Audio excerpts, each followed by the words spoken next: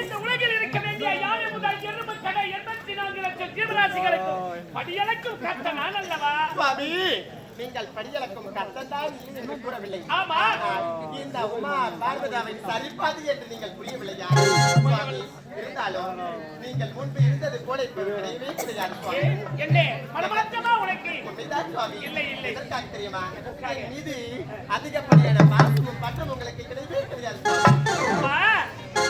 உமையவள் சரிபாதி என்னுடைய பாதத்தில் இருக்கிறாய். ஆமா, என் உள்ளத்திலே இருக்கிறாய்.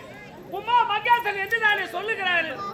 சிவசக்தி இணைந்தது தானே உலகம். நீயே உலகம், நானே உலகம், இருவரும் இணைந்தது இந்த அகிலமும் அண்டமும் விண்ணும் மண்ணும் மத்தன கடமை என்ன?